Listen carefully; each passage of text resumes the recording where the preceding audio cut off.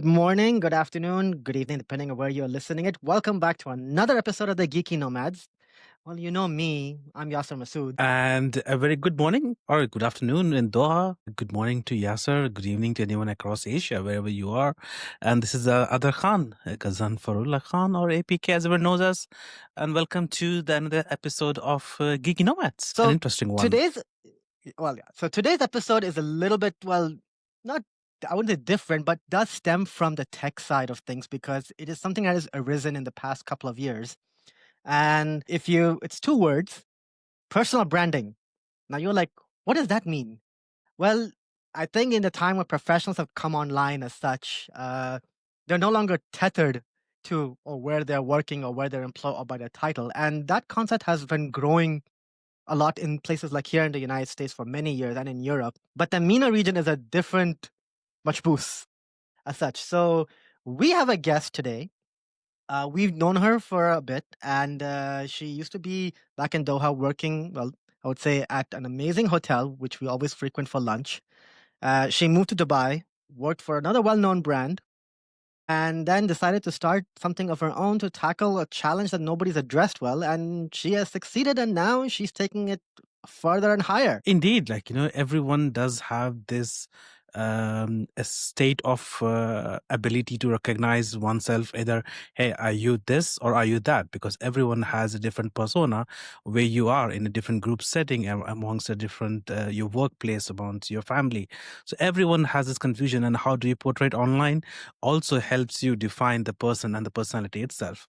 So while we focus on that, and we'll dive very much in depth on this. There are a few things that me and Yasser always exchange on these things on a specific platform that we talk about, and we'll bring a few of those questions on board. So without further ado, me and Yasser will come down with the introductions to a very good friend, almost for more than a decade. And it's been a while since we have actually caught up, but we do stay in touch. So I would like to present to you Sabine Kuhn. She is the very high trustworthy personal branding consultancy running called as Talent and Truth. If you haven't heard about it, I definitely recommend to follow her on LinkedIn. This is where majority of her topic and discussions will be for. She does personality for senior leaders, consultants, C-suites. She has co-founded this with her friend and a colleague. It's a boutique agency that supports everyone. You could be a minister, you could be a founder, or you could be even an entry-level candidate into a tech space or a startup or entrepreneur. You can seek help to see how you can brand yourself, because you yourself are a product. If you're not selling yourself, nothing else matters online. And with that, I will hand over to Yasser to tell a bit more about Sabine. So, like Khan said, so we've known Sabine. We actually first met her at W Doha when she was working on their social media team. I think it was for at least for a year. And then she decided to, cast her net wide into uncharted territory and moved to Dubai, where she worked for Huda Beauty as the global marketing manager. Yes, the same Huda Beauty, Huda Katan, if you know her, same brand. And after a couple of years, she actually, like Khan mentioned, founded Talent and Truth. Well, I would say a personal branding consultancy with strategic comms for, people in high stature, whether it's on an organization or a government level. And she's been doing this she's also had a sidekick, or I would say a partner in crime with her. And I'll let her explain more of that. She's been doing this for a good number of years.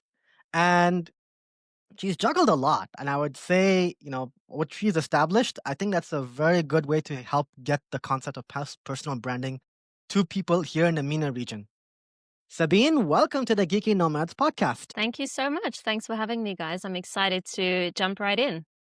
So I've got a first question I wanted to put this in. So, you've been familiar with personal branding in places like in Europe and Americas as such. I feel over the past years, it sort of has been finding its footing in the MENA region.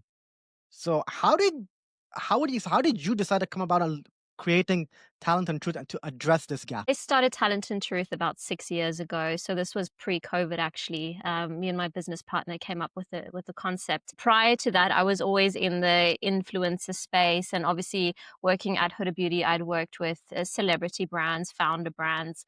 and really enjoyed the concept of working directly with the person whose company it is and being able to use, or rather leverage, their brand to create commercial impact. I was always enjoying the influencer celebrity space. And once I decided to leave Huda Beauty and I decided, I've made my mark and it's time to move on now, I embarked on a EMBA course with Holt University. And during that process, I actually had to, for a startup course or something, I needed to come up with a business idea. And in true fashion, I procrastinated and I left it to the very last minute. And then I had, I think, 3 hours left, and I needed to come up with a business idea that I could just literally throw on paper and sell to my university. And that's literally how Talent and Truth came about. I thought of where is the gap? What can I do? What skills do I have? Selfishly, I was also thinking, what is going to cost me the least? Where do I not need to show forecasts for cost analysis and this, because I was just trying to find shortcuts. Literally, that is how Talent and Truth came about. I had presented it then to my university. They loved it. And my coach at the time, my career coach, I showed it to him and he said, this is brilliant. Why don't you actually go ahead and do that and start a business? And that's the beauty. That's literally how the story started. I asked my best friend at the time, my co-founder now, Samantha. We used to work together at Huda Beauty. So she was head of PR and I was head of marketing. And I said, Sam, what are you doing now? She was on a sabbatical. I was like, can you help me? I don't know how to do these things. She said, yeah, let's give it a shot. And then my career coach agreed to be our first client. And literally from there, we just started and got referrals. And that's pretty much how the business grew. So this was about 6 years ago. And at the time, we were, I think, one of 2 agencies in the region offering personal branding. So we were the second one that had come onto the market. And whenever I told somebody we were managing LinkedIn profiles and creating content for LinkedIn and doing personal branding, I needed to explain myself 1,000 times. It was the most foreign concept for anybody to know. What? It's like explaining anyone when you're social Yeah. media. Yeah, exactly. It's like it's saying you're in social media 15 years ago or 10 years ago. I really had to sell what we were doing. And I think it's only the last 2 years that people actually know what it is. And they're like, oh yeah, people actually pay money for that. But 6 years ago, it was the most foreign thing ever to people. And I really needed to pitch hard so that people saw the value. And now it's literally blown up the last 12 to 24 months. Wow. So basically, it's like, oh, that sounds like a very interesting university project that actually became your actual business, and also another former colleague that became your partner. That's a very interesting thing. But when you mentioned something about what you've done, you've actually piqued my one question is when you had to convince people about this, what were the common myths you had to sort of dispel amongst to tell them what personal branding is or what they understood and how it can be beneficial? The most common myths at the time and still today is LinkedIn is for jobs. So if I'm posting on LinkedIn, I'm looking for a new job. And I still hear that a lot today, where people, have there's the stigma attached to posting on LinkedIn equals I'm desperate and looking for something new. So that was definitely one of them. Another one was that it is self-promotional or self-serving, or by you branding yourself, you are egotistical and it's an arrogant thing to do. I would say those are probably the 2 biggest things that still come up today and that were back in the day as well, is that it's for jobs and it's egotistical, it's self-serving. People didn't quite see the benefit to it or the ROI. Now they're starting to see it, but I think also because there's so much noise around it and there's so much promotion around it as well, that people are slowly starting to see the benefit of thought leadership, the benefit of branding yourself, the benefit of becoming the face of a company. But those are probably the 2 biggest things at the time that we needed to combat and convince people of. I want to wade into something a little bit more out of the ordinary and thing, because this is something which is very cultural. So, I'm guessing you've traveled around and seen, especially in places in Europe and North America, people don't tether themselves to a job title or a major company, which is very common in the MENA and South Asia regions, where they feel that their social standing is tied to, oh, I'm a CEO, I'm a managing director, oh, I work for Google. Yes, brand does play a role in everything as such. So how are you trying to, or how have you tried to change that perception that, look, you can't just be tethered to leveraging of some other brand because there might be ramifications for it, and why can't you stand independently on your own? when I was working for Huda Beauty, I would say my number one mistake was that I didn't leverage the brand. Mm. And so when I was working there, I was working for a brand that was blowing up. I was part of the reason why it blew up, and my LinkedIn profile was dead until the day that I resigned and I decided to revive it again. And so I think the mistake that I made there is that I didn't leverage the name. And by the time that I wanted to leverage the name and actually talk about it, my time had come and gone. So in the case of this, what you were referring to, Yasser, I think it's really, if you are working for a company and it's reputable and it has a great name, leverage that. Milk it as much as you can.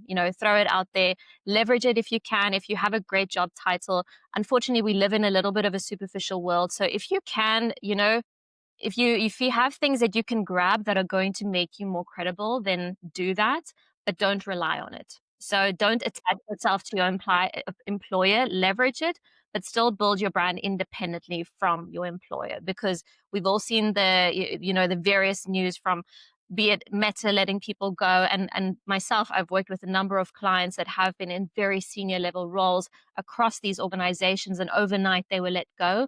And then they're like, oh my God, like, what do I do now? How do I change my LinkedIn profile? But thankfully, we hadn't built their brand to be so codependent on their employer.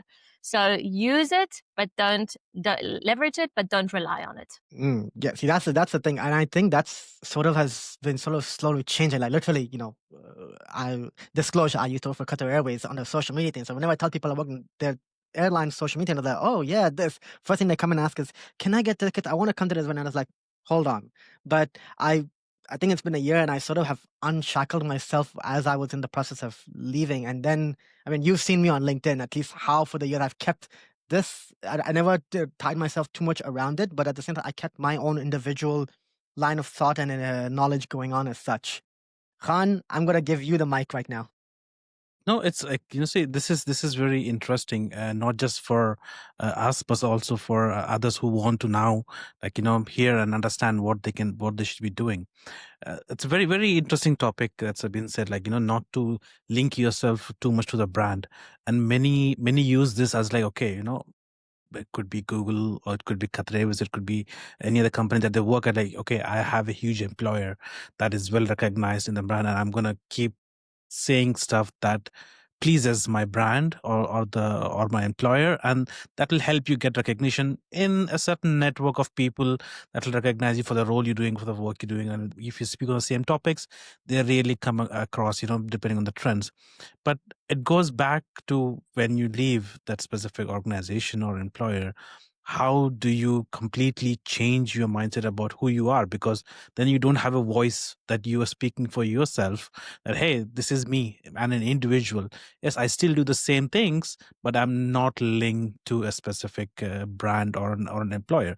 Now, with that, what do you think, especially in the MENA region that we focus on, would be the latest trends that we see people in terms of showcasing their personal brand on platforms such as LinkedIn? So in terms of trends, what I've seen and what I've observed in conversations that I'm having, I'm seeing a lot more companies pay attention to LinkedIn, in the sense that I'm seeing them invest in their employers' LinkedIn profiles. I'm seeing them pay attention to the way that it's branded.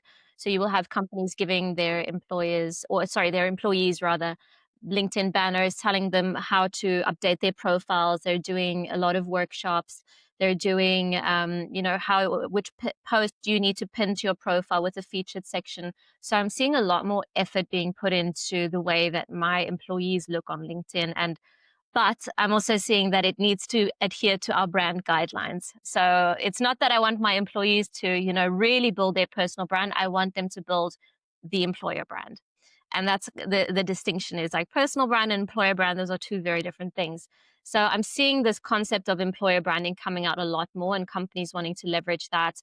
We also have things, investment going towards CEO profiles, or things such as C-suite profiles, where we work, and this is the type of work that we do, where we work with a number of C-suite leaders on their profiles from a specific organization, and then we'll manage anything from 2 to 5 to 6 to 7 profiles at once, ensuring that you have different stakeholders communicating different things. So I'm definitely seeing a lot more effort being put into it. I would say right now the action is coming from the employer and not from the Mm. employee.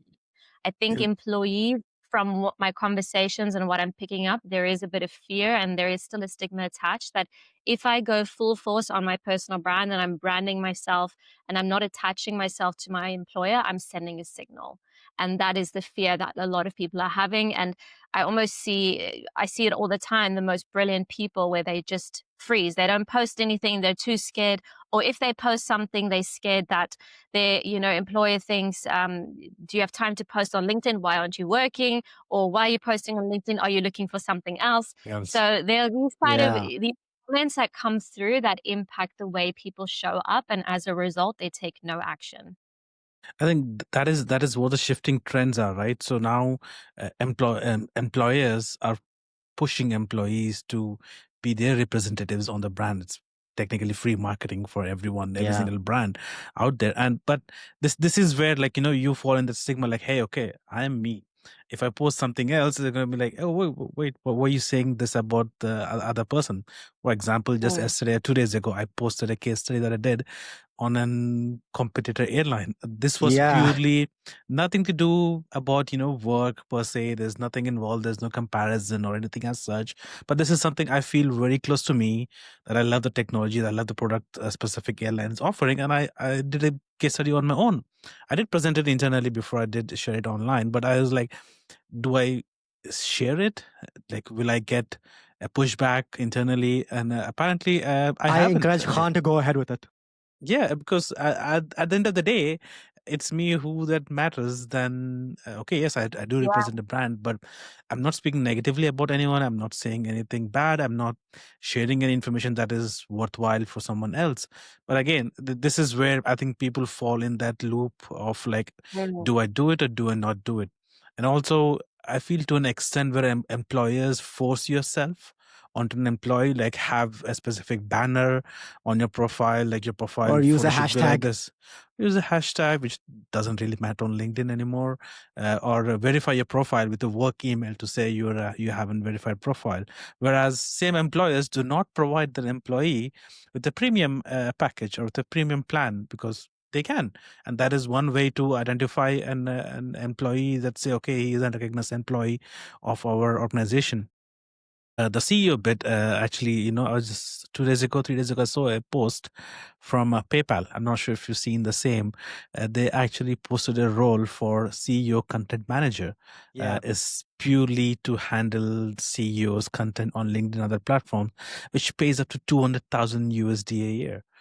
I'm like, what do you think we're going to have a change of shift in, like, management as well as, okay, maybe the individual cannot do it, as we're going to have someone to be the voice of the person, and this is going to open up a new market. It is a full-time job, being a content creator for a CEO or doing your own content, even if you want to do it properly, it is a full-time job, especially if you are on multiple platforms and you're looking at long form, short form video content, and you've got PR things as well that you need to get out. So I do see that happening more and more. I know in the MENA region, I know of a few leaders who have their own in-house personal brand manager. So, and this has been for the last year or so that I've seen that trend, and it's a very well paid role because it is not a junior social media person. It's somebody that has a bit of PR, a bit of reputation management, a bit of you need copywriting. So there's a lot of skill sets that you need to do a good job and to be able to own everything within that role. I think it is going to become more and more. I myself am looking for somebody. I thought about this today. I spend most of my time creating content and I want to be present on more platforms. I want to expand onto Substack, but to do everything myself is time consuming. And if I had one person just dedicated to my personal brand, just imagine the impact that that can have. So I think people are seeing the benefit of that more and more, and they're wanting to bring that capability in-house or work with a trusted agency or freelancer and make it a priority. Because if you start today, imagine where you can be in 3 months and 6 months and in 12 months. It's definitely something that I think is going to become more important and almost be seen similar to making a PR investment. Investing in your PR agency is a no-brainer. Is it?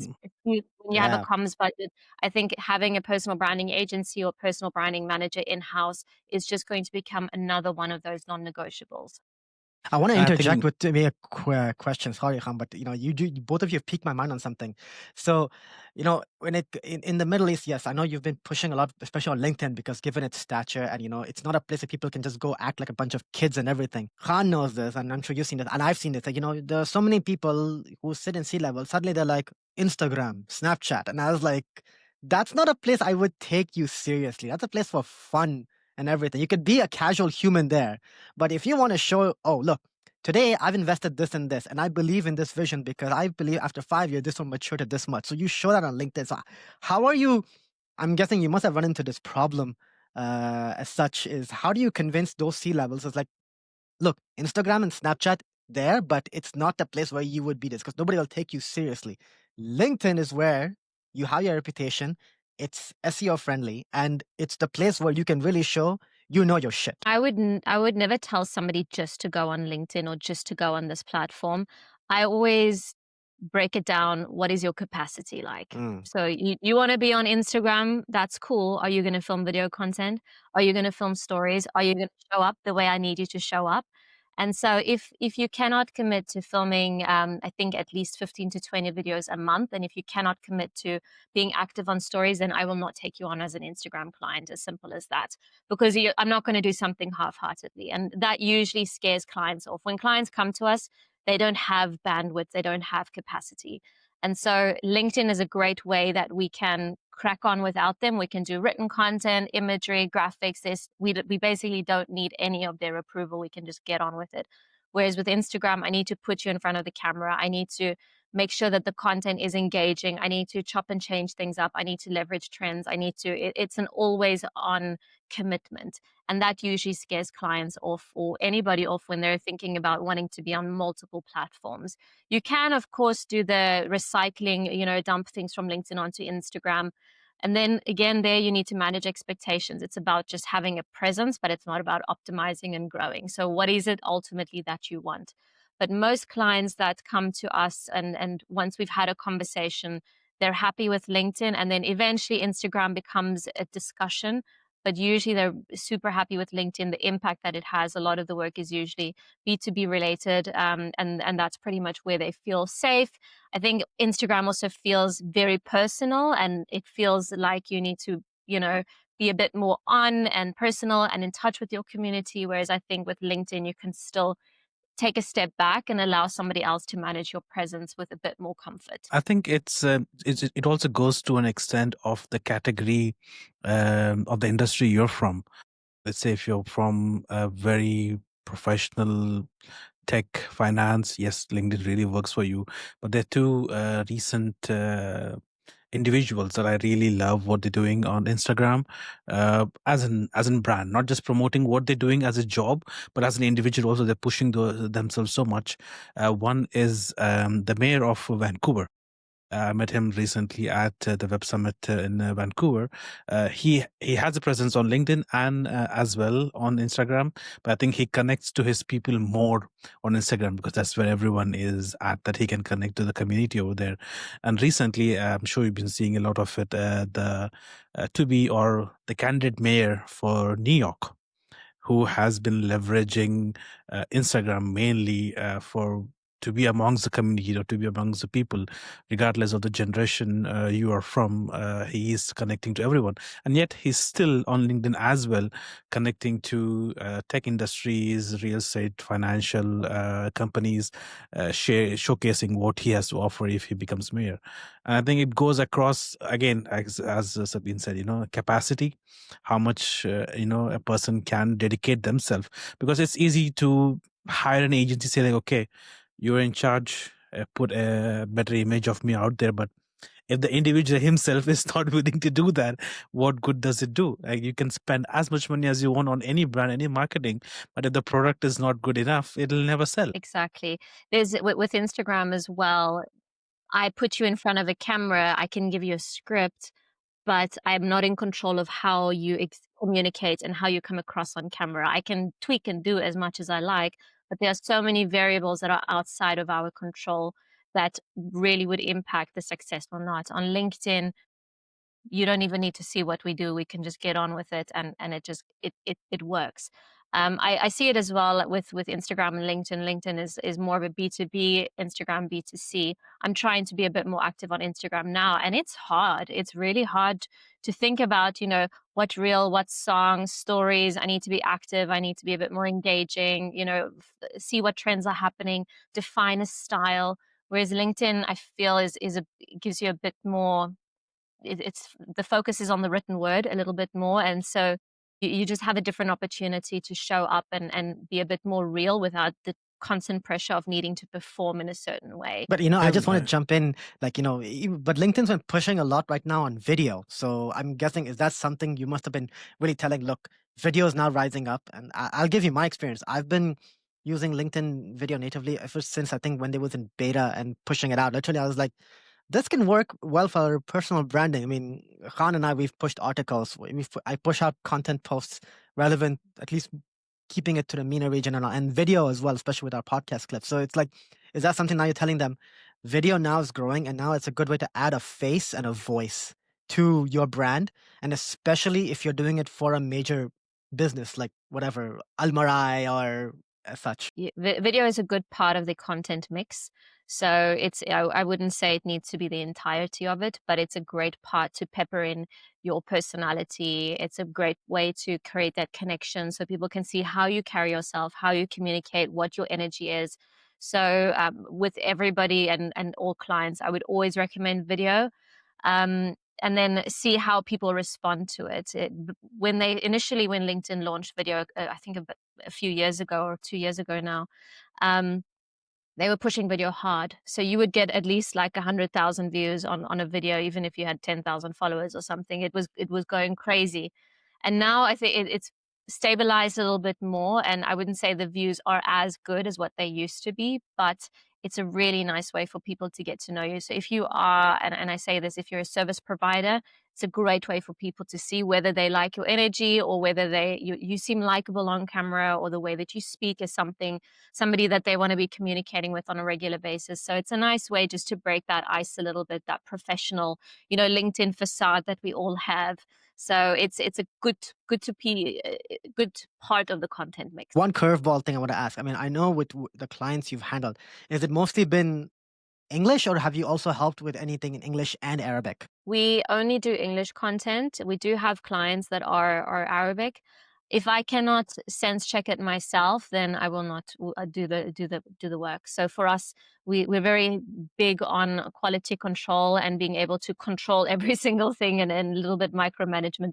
And if I don't have absolute surety that what's going out is as good as it can be or is as accurate as it can be, then I will not publish it. So that's why we've decided not to go down the Arabic route. There've been many requests for it, also for German. I'm German, but I'm not 100% sure that what we're going to put out is the best work, and so therefore it's not something that we would be offering. that brings me back to why talent and truth. It's a good question. It's something that people ask me quite often.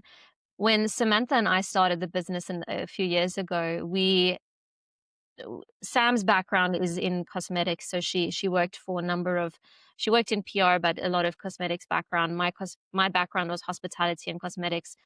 And we got to a place in our lives where we wanted to work with leaders that we respected and voices that we wanted to really get out there. It's part of one of my values, which is, when the right people speak up, the world becomes a better place. I think bad people always want to speak up and they always tend to steal the spotlight. And so part of our mission at the business is making sure that the right voices get heard. And so talent and truth essentially is a amalgamation of our talent, your truth. So our talent is getting your truth out and being able to communicate that. So that's how it came about. And in true startup style, we came up with the idea. We had a number of names. We put it on Instagram stories. We had people vote. Which one's your favorite? We looked at, where can we find does the domain still exist, talentandtruth.com? And it did. The Instagram account didn't exist. So we DM'd the guy who had it and we said, can we get it? He said, yep. And then we managed to get it, and we were like, this is it. It's done, and it's meant to be. And I think you guys are really doing a great job at it at the moment, and it's good to see growth. It's good to see freshness. It's good to see people coming up with an idea, not to just foreign business, but to also offer help to others, because you have been through a majority of it, what you're trying to offer. So that brings in a lot of compliance and acceptance for people to like, okay, yeah, we can jump on this ship and see where it goes. So, Yasser, you want to take up to something regional and I want to. cultural? So one thing I want to sort of, jump into is, what are the, if anyone has tried it on their own personal branding as such, what has been the most common mistakes they constantly repeat, and they probably learn it the hard way, and how have you maybe tried to guide them as like, no, you're doing this again and again, but also how are you trying to educate them so that maybe one day they really do rise up to being the thought leader that they really want to aspire to be. The biggest mistake at the moment that I'm seeing, and it's so cliche, but and I believe it does a lot of damage, is when people are relying 100% on AI generated content. That at the moment, I would say, when it comes to the damage that it does to your reputation and the credibility, that's probably the biggest thing at the moment that I'm seeing. There's other things, there's technicalities I can talk about, and sharing the link in the post and all of these things. But regardless of that, I would say the biggest mistake at the moment that people are making is that I can see that they're trying, and I respect that, but I wish that they almost didn't prompt engineer and didn't try to do ChatGPT, and just went the hard Or way. Gemini. Yes. Just went the hard way of writing and trialing and erroring and just seeing from there, because there's just too much content that is not edited well. And I think, especially if you know the person and you see what they're putting out, it just puts you off a little bit. It's put me off people, senior leaders, very respected senior leaders. And I just think to myself, God, I almost wish you didn't put that through ChatGPT, and I wish you had just taken a stab, because I would have connected with you in a much more sincere way. Because right now I just feel like it's a robot. I don't feel like I see you. I feel like I see AI. So that is probably the biggest mistake, is that I think part of it is fear as well. So fear of, what if there's a mistake? What if it's not the correct English? What if I sound stupid? What if I sound dumb? So let me put it through ChatGPT. But then by you doing that, you're removing everything of who you are and what you sound like and your nuances, and you just become a bot. So that's at the moment the biggest mistake that I'm seeing that people make. I'll make one honest confession note. I don't even rely so much on it. I just use it as like, this doesn't sound right. Let me just run it through for a little bit of a revision, and suddenly I get so many options. It's like, wait, this doesn't sound like me. It's like, forget it. I'm gonna rewrite the whole thing by myself all over again. I mean, you've seen me on LinkedIn, especially when I've been posting. I was like, this sounds more like me. It comes from my heart. It comes from my experience, and I think that also brings in this like authenticity, because I think people really, can I relate to this guy? It's like, this guy's been through a lot. And it's like, wow, that's something insightful. I'm going to go work on that. And that also takes me into, something which I was like, how are you helping them balance that authentic and professionalism so that they're still their own individual personality, without it being pressured too much, like for the brand? Maybe it's I don't know. I'm guessing we like take a client from the UAE, for whoever you have. Is like, they probably tell them, look, make our SVP the rock star, but then make sure that 70% of the stuff is related to our brand, and 30% can be his own thing.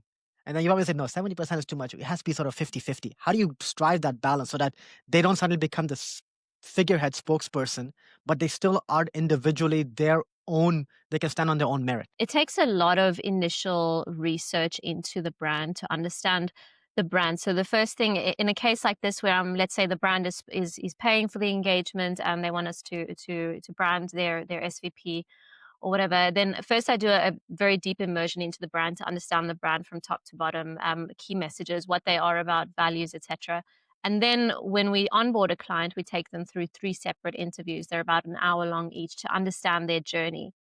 And then what I do during those sessions is I try to draw the parallels. So I look at, are there parallels in values? Are there parallels in, does your backstory, maybe give context to why you're working for this company. Maybe, I don't know, it's a gardening company, and when you were younger, you used to love garden, and now as a result, you're working for this company. So these conversations really help us draw the similarities and allow us to tell stories versus publish adverts. And that's the difference and that's the key really, if you want to build a strong personal brand, is that ability to tell stories.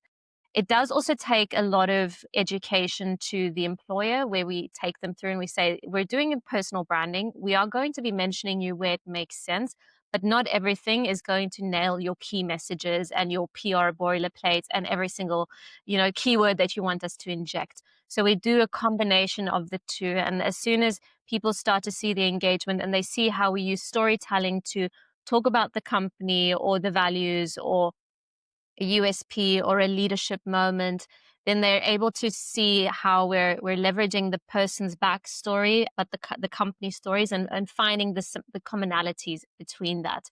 So I wouldn't say it becomes a 50-50, a hard split. It becomes almost like an amalgamation of the two, and where it makes sense, we pepper things in.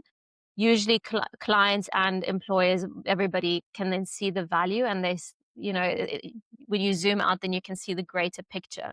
Because ultimately, the more likable we make the SVP or the CEO, the more likely somebody wants to work with them. Somebody wants to do business with them. Somebody wants to apply for a job. So that is our goal, is to make sure that this person can become the magnet for opportunities. And to do that, I have to make you likable. I can't make you a walking billboard. So that's the balance that we try to strike. And I mean, and going on that, especially, if a brand comes into you and everything, they always care about what is the ROI? What is the return on investment on this? Because it's like, am I getting my money's worth? How are you sort of, I'm guessing it's a very subjective question, unless you found an objective way of doing it. How are you translating success for them? It's my most asked and most hated question. What is the ROI? I always like to say, well, what's the cost of doing nothing? If we do nothing today, let's say the SVP in this case or whatever, the cost of doing nothing, let's say we leave his profile dead or her profile dead, we do nothing. What could happen? Maybe they miss opportunities. Maybe your competitor decides to leverage employer branding. That's going to impact you, especially if you're in B2B and your competitor's a lot more aggressive. But you're missing out on top talent, because top talent isn't going to recognize you as a top employer. They're not going to feel connected to the leadership team. We know that Gen Z and that, more younger employees are looking for great leaders. They're looking to resonate with the people and the culture more than necessarily a brand name. So you're missing out on top talent. You're missing out on sales inquiries. We know that I think over 50% of B2B transactions happens through thought leadership, through LinkedIn. We know how powerful it is. So you're missing out on all of these things by not taking action. So it's ultimately up to you whether you take action or not take action. If you don't take action, I know that the person, your competitor, is taking action, because everybody right now is starting to figure out, how do I get on this train? How can I do something about it? I know I need to do something. I just don't know how to start. To your question about the actual ROI of personal branding and how we measure it, everybody, and I say this, literally every single client has a different goal. Some have a lead generation element to it. I would say most of them, they're looking for, if they're in the C-suite, they're looking for talent recruitment. So they're looking to attract top tier talent. Award recognition. So let's say they want to be on the Arabian Business top 100 list or Forbes travel leader list, this type of thing. Having a strong LinkedIn presence is a must. If you are applying for an award, one of the categories now, one of the sections that you need to fill in is your social media presence. What are you doing about it? How big is your audience? How are you building your legacy? How are you influencing others? So it is a big deciding factor of whether or not you make it on these lists. So that is another reason why clients choose to do personal branding. Of course, you've got the lead generation, the brand awareness, the general thought leadership. Another thing as well is clients will often come to us. They've reached the top of their career. They've done everything they needed to do. And now they think to themselves, good Lord, I have a great offline reputation, but I don't have an online legacy. No, online, I've not updated my profile in 15 years. I've got a small audience and I want to find a way to process what I've done over the years. I want to share, I want to bring back to the community, I want to add value. So sometimes it is just about legacy building, sometimes it is about confidence. A lot of the time, clients will come to me and they say, I feel like I don't have any leverage. I want to negotiate. I want to get a better package. I want to close a sale, but I feel like I'm a nobody and I don't have any leverage. And so building their personal brand, growing their audience, getting that live feedback through content gives them the confidence to negotiate a higher salary or to close a sale. So everybody has very distinct and very different reasons for wanting to engage in this activity. And it's important that you know why you want to do it and what you're looking to get out of it. I do know, though, if you do nothing, nothing's going to change. And probably 6 months later, 12 months later, you're going to look back and think to yourself, had I just started, had I just put that first post up and just gone around, gone along for the ride and seen what ended up happening. And I want to throw one before the handing of the Khan is one curveball thing. How many times have you ever heard a client say, "Can you help me get a LinkedIn top voice badge?" Like Richard Branson and all these people. We actually have a number of clients that we've managed to get top voice badges for. It was a lot easier, I would say 2-3 years ago, when you had fewer LinkedIn influencers. And it is possible. It takes hard work and it also takes a few connections. Essentially, the process that you would need to go through, it takes extreme commitment to a particular subject matter. So let's say you want to talk about tech, or you are an expert in procurement and supply chain, then you need to stick to your niche and you need to really own that niche consistently and prove time and time again that you are the key person there. And of course, you need to get the attention of the top voices team at LinkedIn. So it is something that they nominate you for. You need to make sure they see you, they're aware of you, and you just have to show up consistently, time after time after time. I'm sure there are ways that you can bribe people these days. Yeah. Back in the day, and the way that we managed to do it is just through consistency. They also have internally at LinkedIn, they will look for particular subject matter experts. So it might be that you're a really good expert in procurement and supply chain, but they're maybe not looking for those right now. Maybe they're looking to amplify voices in AI. And so therefore they will look for that. So it really depends on their agenda and how you can complement that. And also if that aligns with your personal brand. I've had clients that want top voices badges.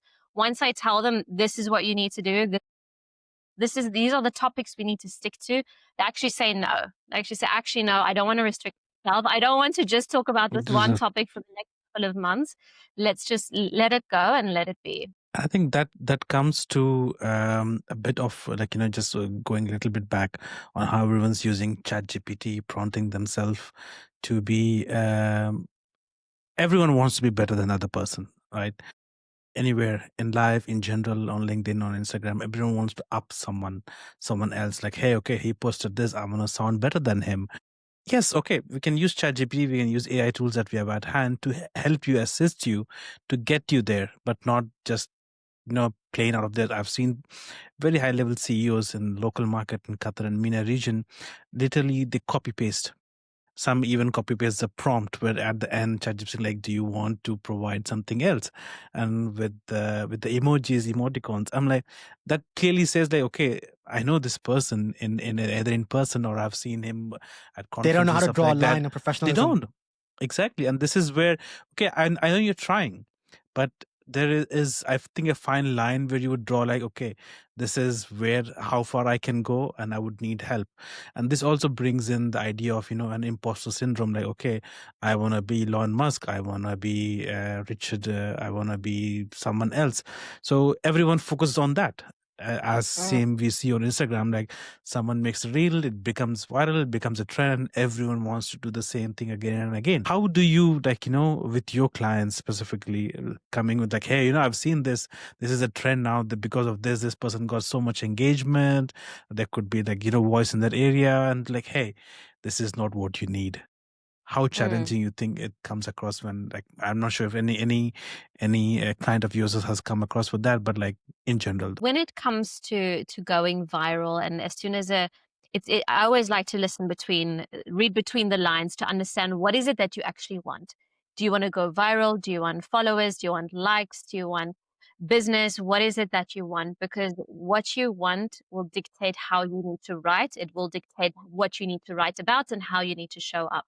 So yes, of course, you can have, two of the same thing, or two of those, and it's still the same, way that you would carry yourself. But my clients in particular want to be seen as thought leaders.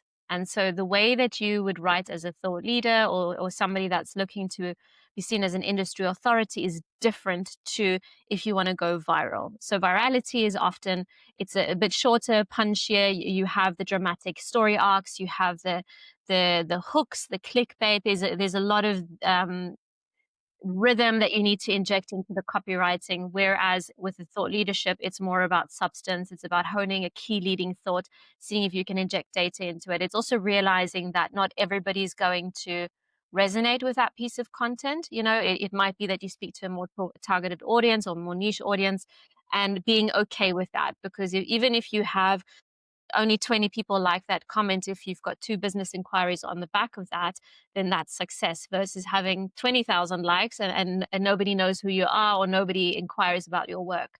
So it's really, it comes down to a lot of education and understanding what the client wants, and then telling them, right, because you want this, this is how we are going to be writing for you. This is why we are going to be writing that way. I think naturally as well, because of the way that I communicate on LinkedIn and the way that I carry myself, my team, we're all pretty much the same in how, in the type of content that we like. We attract people like that as well. So I don't attract clients that are looking to go viral and that are looking for the quick hacks and the gimmicks. Naturally, I attract clients that are looking for a bit more intellectual content, that are looking for that authority, that thought leadership. So again, because I'm putting it out there and I'm carrying myself in such a way, that's the people that I attract. So it's not that I often have those conversations, but when I do, then I just try to understand their goals again and just make sure that we're going down the same road, and communicate to them, right, because you want this and this and this is what I'm going to need from you. If you want more likes, more followers, more engagement, you need to come to the party. I need you to send me a few more photos. I need you to tell me a few more stories. We need to go through a slightly different process versus the thought leadership. And that's where that personal brand is forming currently, where people are not just looking at LinkedIn to be hired. Yes, I'm like, yeah, depending on how you portray yourself, it's no more the place where you're going to look for a job, to say, okay, I'm open to work, or this is where I am, this is who I am. But this is where also recruiters are pushing themselves very much onto the platform, not just LinkedIn, but I think across various social channels as well, where they see like, hey, okay, we know you have a good profile, we think we have a role where you could fit in, but there are certain things that you see on your profile. It could be political currently, specifically in today's era. Everyone has a mindset on how you pick up specific information, be it supporting a specific brand, be it speaking about a specific country, nation, or person, individual. Where do you think, or where do you think the current recruiter market or the recruiters on LinkedIn are focusing on an individual's profile to say like, hey, we love you, but sorry, we cannot offer you something because how you behave online? When it comes to recruitment, and even myself and my observations, I have an always on recruitment mindset. So basically, when I'm scrolling on LinkedIn and I see an interesting profile, I have a swipe file where I literally save profiles for when I want to hire that role. I will go to that person, or I will see if they're available. So I have a document myself where I'm constantly just looking for talent and people that are interesting for me. Right now, and especially with technology, and let's say in the next 2-3 years, we are all going to be equally smart, equally capable. AI is going to do a lot of the heavy lifting. The things that are going to differentiate us from the next person is your likability. Do I want to actually work with you and spend my time with you? Can you communicate confidently? So, can I put you in front of a client? Can you communicate to a team, or are you going to shy away? Can you think strategically and logically? Do you have common sense? So, these are some of the things that I think if we think 3-4 years from now, that are really going, do you have taste? This is something, especially in my industry. What is your taste like? Do you have a good style, flair? Can you tell if something looks good or looks bad versus, just black and white? So I think in the future, I think these qualities are going to become really important. And from a recruitment perspective, I see recruitment as being always on. I think when you see a cool profile, you're going to save it. You're going to reach out to the person. You're going to have a quick chat. You're going to invite them to your network. You're going to always want to foster that relationship because we don't have time. Ultimately, we're all the same. We all have the same skill set. So you don't really want to spend and waste time having to go through thousands and thousands and thousands of CVs. So you're going to really focus on that likability. And I think when you are active on LinkedIn and you're showcasing yourself and you're just creating connections, even if you're not actively looking for a job, you're building your network of potential employers or potential clients if you're a business. And so I think it's not just for today, it's for the next day, for the next year. I think we're more and more and more going to go to that where you're going to hire based on likability and all these other qualities. And having a strong personal brand is going to help you do that. From a recruitment perspective, if I'm on somebody's profile, let's say I'm hiring somebody, I look at things like experience section. I want to know their previous jobs. And this is also to our conversation earlier on. This is why I think it's important that you fight for your job title. This is something I didn't do when I was in corporate. I was humble. I didn't ask for the promotion. I didn't ask for the big job title, even though I was a head of department. I was like, whatever, call me marketing manager, call me anything. I don't care. Had I fought for that job title and called myself a director or managed to get a director title, I would have been able to leverage that in a much better way. And so from a job title perspective, my advice is to always make sure your job title aligns with the role, the responsibilities, because it is part of your personal brand. It ultimately defines your value in the marketplace if you are an employee. So looking at experience section, also looking at the content, what are you posting? But more importantly, what are you commenting on? And True. I've often seen Yeah. people commenting on absurd things, people ripping things apart, people being very disrespectful, or just Or just commenting using on the things AI that comments. To an using the extent. AI comments exactly. So I definitely think it's a very quick way to suss somebody out to see whether or not you would resonate on values, whether you would like them, whether they kind of know what they're talking about before you take the next step. So you always want to make sure that your profile is, yes, it's optimized, but also that it makes you really likable and approachable. Yeah, I want to put something what Sabine mentioned. So, like in my last few months, I actually was hunted for a role by another airline in Dubai. But I had to tell them that, look, I've decided I'm leaving and I want to just take a break. I did guide them to maybe potentially a few other candidates who might be good for it because I said that they were very keen to want to take me, but I said no, thank you. And another curveball question I want to put in terms of like what you just mentioned is, if you had to compare both Khan and I's presence on LinkedIn, give us your quick evaluation. Hey, we can't do that live. We'll do it afterwards. Well, I think curveball. Okay, we can say this for the director's cut. You're throwing me a curveball here. I've not intensively studied your LinkedIn presence. I know, Han, you're a lot more, I would say, professional in the sense of like more the employer branding, and obviously you're working for a big name, and so I would say your presence is a lot more let's say not in a box, but it's a lot more professional. It's not a good or a bad thing. It's just from a corporate perspective, like it's a lot more corporate. Whereas Yasser, you seem a lot more like you're for the people, you're in the community, you're in the ecosystem, and naturally you have that flexibility and you're currently doing different things in your life. And of course, with you guys posting the podcast, it's really nice to see because I'm able to hear you, I'm able to see you, I'm able to create a connection to you. And I think it really adds a nice layer of personalization. I wouldn't say either one is doing a better or a worse job. You're both just very authentic and representing where you are right now with your journeys. Where you're going, I don't know. So it's not that I can say, okay, Yasser, your plan is going to be there. I can see that you're doing X, Y, and Z. So there's probably, you're documenting where you are today. There you go, Khan. No, I think pretty much, and that is what is changing also the kind of people who reach out to me. At sometimes I feel like, okay, over the past year, I would say I moved away from more focus on my employer to focus on myself, because at the end of the day, you're gonna be you. You don't want to have so much connection. Maybe, I don't know, maybe I still want to work in the aviation industry. I've started focusing on things that matter to my current role, to my current scope of work in the industry itself, and that has been generating a huge amount of connections and engagement. Like, me and Yasser usually share about this, the kind of messages we receive, the kind of connection requests we receive. And that also, to an extent, where we feel like sometimes I feel obliged to educate someone when someone reaches out. It's a very common thing on LinkedIn, right? When you send a friend request or a connection request. Follow on, connect, To, no note. no, exactly. Like, tell me why you're connecting with me. Like, they will write a huge essay sometimes, like, oh yeah, we like what you're doing, we love to hear.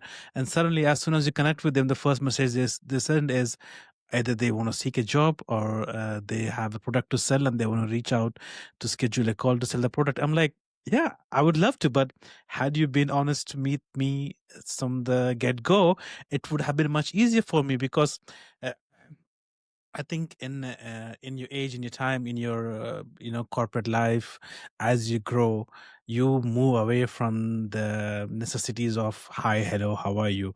At some point, for me at least, I feel it is much better and easier, and when you're direct with me, like, tell me like exactly what you need. Because when you go from hi, hello, how are you, how's your day, you da, da, da, I just feel Yeah. like you are buttering me up way too much, and you're gonna throw garlic on me. The garlic bread's not gonna taste any good unless you add any more cheese to it.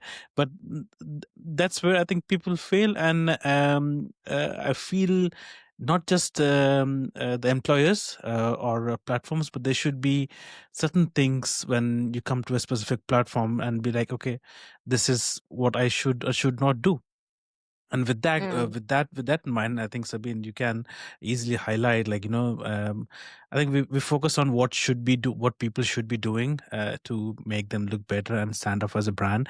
What do you think they should not be doing? To your point on connection requests and the cold pitching. So I personally, it's funny you say that, and I think every person has a different perspective. I think if you had to do a global poll, it would probably be 50-50. I don't like it when somebody leaves a message for a connection request, because now I have to process what you're saying. I have to respond, and it's like, it's a bandwidth thing. And so more often than not, I actually don't accept those requests, because then I'm like, oh my God, I don't have the time to reply to you. I feel bad if I don't reply to you. So I'm just going to leave it there. So it's interesting that you mentioned that you guys care for that, or that you want to have that. Whereas for me, it almost provides me with extra work that I need to do. So I mean, there are some outliers where, at least if I've known the person a while, maybe in person, or we've chatted, then I was like, okay, I know the person, so I can accept it. So I don't need like a note attached to it. But other times, I was like, just because we are mutual connections, is like, no, because anyone I've been connecting with, I always say that, look, hey, I just saw your conversation on this, and I know we have mutual connection. I would love to take this conversation forward. And I just continue chatting. I'll give you my one experience. So there was someone I was actually conversing and chatting with on LinkedIn directly. He actually runs a LinkedIn creator focused agency. He launched it about a couple of years ago here. The funny thing happened was that I was at South by Southwest a couple of months back, and he was giving a panel. So when I showed up in front of him, he immediately recognized me from all the comments and engagement. And then naturally he's like, I just remembered, I know you follow me, but you know what? And then he actually sent me a connect request. And literally just out of that conversation, and it's accepted. And also because of that, with other people that converse, they became connections. And here's the one thing: they're all LinkedIn top voice badge holders. So yeah, that's a great thing, is when that online relationship turns offline, and you're being recognized in public, or people see you at events, and you're able to really create that connection with somebody and potentially work together, or just even exchange ideas. That's the powerful thing about LinkedIn, and it's happened to me a number of times where people have recognized me, or I've recognized somebody else, and then you're able to just create a really nice relationship with that person, and a nice friendship, and who knows what else. But to your point, Han, on things that people should not be doing, um, well, I'll focus on what's actually going to set you up for success, because I think that would be a little bit more helpful. Obviously, the basic hygienes of your LinkedIn profile are important. So, great profile picture. And the mistake that I see people make is that they are too arty or too alternative and too casual. So just have it be a great picture. Look happy, look approachable, and ideally, from here to here, you want to focus. A full body like Um, some people put. And I was like, ooh, no, I need not a a full magnet. body. You want to have it really be focused on the face. And the other part to that is you want it to be a photo that you're not going to change regularly. So stick to something that you like, and that you're going to be happy with that for the next, let's say, 12 months. Because your brain gets used to seeing the photo or the color in your photos almost before they recognize the name. I don't know if you guys know creators by their Yeah. photo, Yep. or not even by their name. So whatever picture you choose, make sure it's something that you're going to be happy with for the next 12 months. So of course, your photo, a section that most people overlook is your LinkedIn banner. It's great real estate at the top. If you're working for somebody or if you're working for yourself or whatever it is, you can really use that real estate there to either capture what you're talking about, who you're here to serve. It's a great way for people to get to understand, right, what is the context of who you are and how do you fit into my world? How are you relevant to me? The next thing is look at your headline, which is the part below your name. Can you encapsulate what you do so that if somebody hovers over your name, they can get a feel for what you're going to talk about? Again, people are scanning. Are you relevant to me? Yes or no? Are you going to add value to me? Yes or no? And so if it has something really vague or something like strategic partnerships at confidential company, what on earth does that mean? Exactly. Can you be a bit more descriptive? Can you be a bit more specific so that when people are deciding in zero point 0.1 seconds whether or not you're relevant, they can say, yep, I want to follow you, or yeah, I can see that you're going to be publishing more content that's going to be valuable to me. There's obviously more advice with regards to keywording your headline and stuff, which I'm not going to go into. But I think you really want to make sure that it's relevant to your target audience and it's going to trigger the right person to want to follow you. And I'll add one more thing. Literally, I've seen, and this is a big nuisance for profiles, is if you've ever seen anyone's LinkedIn profile, they don't personalize it. I always see name this and then this sequence of alphanumeric numbers and Anyway, characters at the end. And I was like, guys, you can do this for free. It's search engine optimized. It's like, why? Why would you want to hurt yourself on this? It's like, it's the basic thing because people don't know LinkedIn is indexed by Google. I go put my name on Google. I see my entire presence mostly on the first page. And I was like telling people, please keep, polish up the URL of your profile so it looks clean. Don't put these numbers. And I was like, to this day, still see some people stick to it. And I was like, well, you're digging your own LinkedIn grave with that. Yeah, I think if it's something that you can jump on and do early on, then get on with it. And most people don't do it. You're right. It takes I think 2 seconds to just tidy it up and to guys, just make it so. And it just makes it easy as well for people to follow you. So it's definitely it's a great tip that you added there. Besides, obviously, have a look at your biography. Have a look at your featured section, which are essentially posts that you can pin. With a biography, you have two different ways that you can spin it. You have your origin story. If you are an entrepreneur, or if let's say you're in B2B or you're selling, then you have your conversion story. So two different ways that you can spin it. You can just, of course, plug in your regular biography from your CV. I think a lot of people do that. Origin story is a bit more emotional. It tells me, how did you get to where you are today? What was that journey like? Conversion story puts yourself puts the person in your shoes. Basically, it's almost like the client is able to feel the story from your perspective. So I'll give you an example. In my case, my conversion story is that I built a seven-figure business off the back of my personal brand, and this is how I did it. And so in my biography, I go into detail a little bit there, and that is people can see themselves through my story. And as a result, that converts them to want to follow me, to want to connect with me, to want to potentially work with me. So there's different ways that you can tackle a biography. Have it be interesting and have it be you. And what's a good Then biography? In first person or in third person? there's that's quite again important. there's two separate camps. I've got some clients that are third, some clients that are first. Mine is in first person. I think if you're personable and you you're one that you communicate in a casual way, and you're managing your own content, and you can get away with it. I think first person is probably always a little bit better. If you are, let's say, a minister, or you're in one of those roles, let's say CEO of a really big organization where it's kind of obvious that somebody else is managing your profile, then third person is maybe a little bit more appropriate. So it really just depends on the context. But I would say for most people, first person, it just makes it a bit more human, and where you can pepper in a bit of storytelling. And the second to that, if you are looking for a new job, or you're looking to showcase your value, see how you can include data. So if you are in social media management, whatever, can you include your top 5 or top 3 achievements? Where can you include data points to really give credibility to who you are, with giving people context to what you've achieved over your tenure or your last couple of years working. Biography is important. Featured section, you can update that either with top performing posts.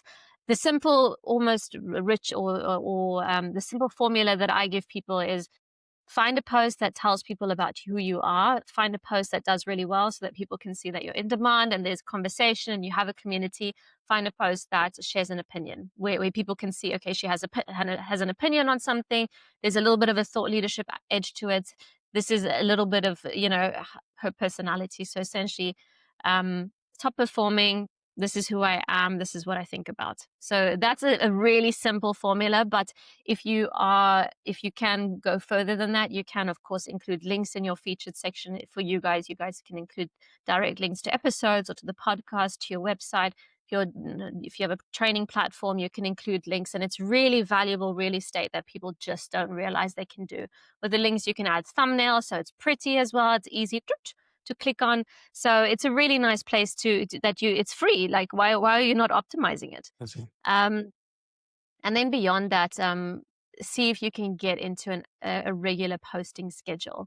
So I look at, first of all, LinkedIn success. What are the rituals I can implement that are going to set me up? So one of the rituals can be that every day I connect with 5 people. Every day I find 5 people that I can proactively add to my community to grow my network. You want to constantly be finding ways to grow your network proactively with your ideal target market. You don't want to just be reactive and wait for people to send you connection requests. So that can be one ritual. Another ritual can be to comment. If you do have time, and if there's a piece of content that you resonate with, share a thoughtful comment. If you do have time and you can DM somebody that maybe has commented on your post and you can start building a connection, then do that. So find small rituals, keep the numbers really like 5, 2, so that it doesn't consume your whole day. And it is almost like your 30-minute LinkedIn power, half an hour where you just get to do these things, and it's going to set you up for success. In terms of a posting cadence, if you want to start posting on LinkedIn, I've got some clients that just post once a week. I know some people that just post once a month. I know some people that post once a quarter. I know some people that post once every 2 weeks. So I would say start small. You don't want to go guns blazing. Start small. See if you can commit to once every 2 weeks. And then see if you can commit to once a week. And then see from there how you want to maneuver it. Maybe you spend a bit more time commenting. Maybe you spend a bit more time DMing people or building those connections, or even co-creating content with somebody else, co-authoring a slider or an article. So there's various ways that you can do it, but start and start small so that you can build a sustainable habit for yourself. I think this, all to our listeners, if you get that right, you are gonna start excelling on LinkedIn to your own brand, and that's really outlays to what you do at Talent and Truth. Now, with just the last question from my end, what do you think is next for Talent and Truth? In terms of what's next for us is an exploration of other platforms. So currently we're exploring Substack. What we're seeing at the moment in the industry is a comeback, a thought leadership comeback. We're seeing thought leadership making a comeback. People are now fatigued of AI generated content and vanilla content. And so we're seeing the more intense thought leadership, the editorial, coming back again. We're seeing people migrating a lot of the time from LinkedIn to Substack. So we've got our eye on Substack and have been dabbling with that. And separate to Substack as well is where we've gone a bit more into training as well. So we've launched Talent and Truth Studios. And essentially, what we've done is everything that we do for clients, we've turned into micro learning courses. Now, these courses at a max are going to take you 2 hours to consume, and they're there to solve a particular problem. So, 1 or 2 problems, and that's it. Because I could give you the whole LinkedIn playbook and overwhelm you, and you're going to spiral and overthink and not do anything.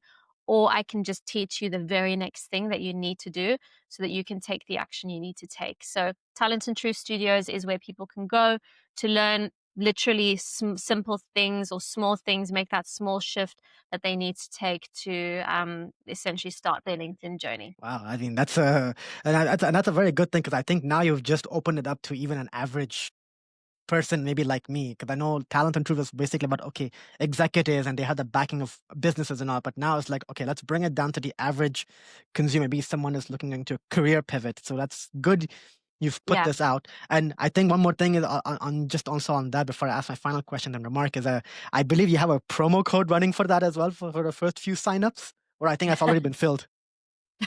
we do have a promo code running, and just to your point as well with the purpose behind TNT Studios, what's different about us is that everything we're teaching you, it's not my own opinion on my own profile, which a lot of the courses are. It's stuff that I've tested for 6 years, and across profiles I test daily on across all our client profiles. It's various industries, profile sizes from 400 followers to 40,000 followers, different backgrounds, different countries. And so what we're teaching you, we know works because we've stress tested it across various profiles. So we're not teaching something just because it works on my LinkedIn and therefore it should be the blueprint for how you should do it too. But yes, we do have a code at the moment. It's 50% off on our first launch, which is Post in Minutes. It is literally the course that anybody can do to help them post their first piece of content. It gets you from I don't know what to post to let me post this piece of content. I've created something, I've thought about it, I've written it. It takes you through the process of how to think about content, idea generation, how to craft a piece of content. You can use AI, you don't have to use AI. It is totally up to you, but it just helps you create a system for content creation. The sign up code is 50 signups, so 50 signups. And I'll put that'll in the get you. description as well. Awesome, thank you. So okay, I have one sort of question before a final remark. So I want to put another curveball at you. If whatever you have now done since establishing Talent and Truth and done it for other clients, if you were to rewind time right back to after you left W and start all over again, where would you see yourself applying what all you've practiced in the past years? It's a very depressing question because I would be I would be a lot further, and I would I would have made my millions, and I would have probably been retired by now had I applied what I preach. I swear it's something that it's very, very frustrating for myself, and I think for most people. But had I applied everything that I know today, I would be a lot further in life. And what I would have done differently is I would have backed myself. I would have built my personal brand from W already, because at the W, I was doing great things. I was setting best practices. A lot of the things that I was implementing at the hotel were acknowledged by Starwood, now Marriott. And from there, I've always been somebody, and most people is like, we're humble, we're in the work, we're in the weeds, we're doing the thing. And, we're just, it's our job, and we're happy about it, and we feel shy to talk about it. Even at Huda Beauty, I did incredible things. I was the first marketing hire. I grew the team. We did multiple launches, sold out. I was on the TV show as well. There were so many things that I did that I just never spoke about. And I think I have 3 photos from my time there because I just didn't even take photos. I was just constantly working. And so had I from the beginning built my brand, I would have been somebody that people wanted to work with. I would have been the go-to person. And even in my journey at Talent and Truth, yes, I started the business 6 years ago. Yes, I was active 6 years ago. But I've also not, admittedly, I've not consistently been showing up in the way that I know I need to, the way that I preach. So now I'm in my 6th year. Only now do I have the capacity to build my personal brand. So now I'm trying to catch up something that I haven't been doing consistently for 6 years. And if I think to myself the whole time, had I just 6 years ago been super active, built Instagram, built LinkedIn, built email lists, shown up all the time, done the lives, done everything, my audience would have been a lot bigger, the business would have been bigger, everything would have been like a lot bigger. But you're so busy doing the do that you don't realize that you need to build your brand, or your that asset. You need to see your brand, your personal brand, your name as this asset that needs to, grow and compound. So that's probably I've made the same mistake over and over and over again of just, doing the work and not talking about it. I'm And guilty of it as well. yeah, and I'm looking forward to changing it. I have to change it. And so this is a big part of, these last few months is where I'm really trying to be a lot more aggressive and make building my personal brand a priority as well. I will end on one final remark for you to end this on, and I think it's a good way, is for the Middle East professionals who are watching and listening to this, what change in their line of thinking they really have to embrace personal branding as a investment rather than just as a one-off ad hoc vanity project? Um, I'm going to be quite frank, because this is how we usually communicate with clients. I usually tell people to get over it. Get over yourself. Yeah, like it's okay. Blunt, Good. wow, straight to their face. You feel uncomfortable, get over yourself. This is like, fight through the discomfort, fight through the imposter syndrome, fight through the fear, fight through that initial discomfort, because on the other side you're going to be you know what you're doing is going to pay off, and you just have to get through that initial feeling of pain, the pain of discomfort, the pain of what if I fail, this fear. And so I really tell them to get over it, because you have two choices. You can stay where you are, or you can get over it and you can just like close your eyes. And this is why people pay agencies, or why they pay freelancers, is because oftentimes they don't want to hit post. Oftentimes they don't want to even see if the thing is doing well, if the post is taking off, if people are engaging. And this is why they have an agency do it, so that they don't have to do it. I've experienced it myself when I've worked with agencies or people to manage my personal brand. It's nerve-wracking to put content out there. It can be really nerve-wracking. And when you have a partner that is doing it with you, and who is coaching you and is holding your hand and is like, it's okay, promise you don't look like an idiot, you've got this, you look smart, we're not going to make you look like a fool, you're okay, then it makes them feel a lot more confident. So it really is a fear thing, and it is something that you need to get over, and you need to accept the fact that you're going to feel really uncomfortable, you're going to feel exposed, you're going to feel discomfort. But if you just hang on just a little bit longer, you will be so grateful that you did it. And that is a very fitting end to this episode. That has been a very, very, I think Khan will echo the same thing, or maybe he'll take it further, is this has been a very, very eye-opening and insightful thing, which I'm sure listeners and viewers will probably walk away as like, yeah, now I'll get up and take chances and make mistakes and get messy with it. No, I agree with that. It's firstly, it's been like, very good to catch up with Sabine, see her growth, and we really love what she's doing. We always wish her best, but it's like, it's something that it really resonates with me or anyone at the moment who's trying to build themselves on a specific platform. It's never too late. You can start today. Yes, you might have taken chances, you might have had doubts about it, but it's never too late. And I think Sabine is the best example of that, having coming from the industry, from hospitality, beauty, marketing, and then on to for self-development and personal brand building.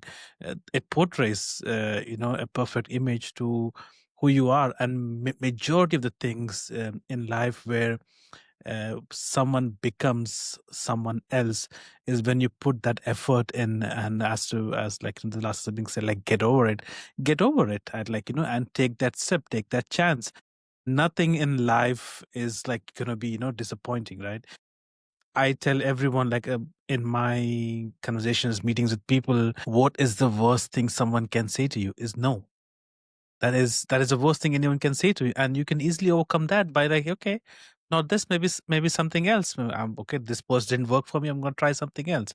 So I highly recommend our listeners and everyone out there, you can learn a lot of things from this here, from what we say and from what Sabine has portrayed, from her experience, from helping our people from various different levels of from different industries and different levels of jobs they own.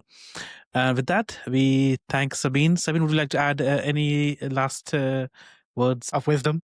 wisdom? Final words of wisdom. As you said, take the action and put the post up. I would say don't go in with a experimentation mindset. It doesn't need to be the final thing, the perfect product. Go in knowing that you're going to chop and change, you're going to play with it, be curious about the journey, and be okay with that discomfort. You have to just start, and you don't wait for things to be perfect, because they will never be.